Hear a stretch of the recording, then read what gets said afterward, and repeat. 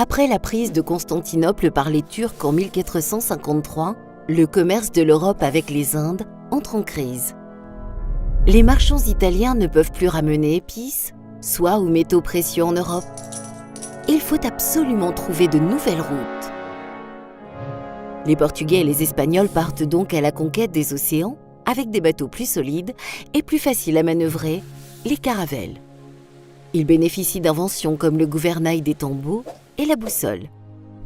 Avec détermination, les Portugais longent le littoral africain et dépassent le cap de Bonne-Espérance en 1488. Il est ainsi prouvé que l'on peut atteindre les Indes en contournant l'Afrique. Piqués au vif, les souverains espagnols décident de financer le projet fou d'un navigateur génois de 39 ans, Christophe Colomb.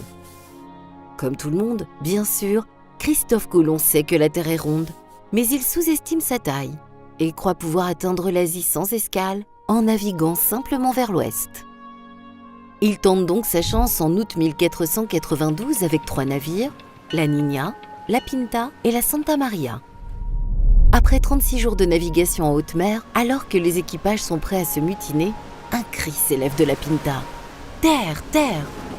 C'est ainsi que le vendredi 12 octobre 1492, une date à retenir, Christophe Colomb pose le pied sur une île des Bahamas. Il la nomme San Salvador, Saint-Sauveur en français. Il établit un premier contact avec la tribu indigène des Arawaks. Il les nomme Indiens car il est persuadé d'avoir atteint l'Inde. À leur insu, les marins transmettent à leur hôtes des maladies comme la rougeole ou la variole qui décimeront les populations en quelques années. En échange, ils importeront en Europe une terrible maladie vénérienne, la syphilis. Christophe Colomb poursuit là-dessus son exploration d'île en île. Il débarque à Cuba, puis sur l'actuel Haïti.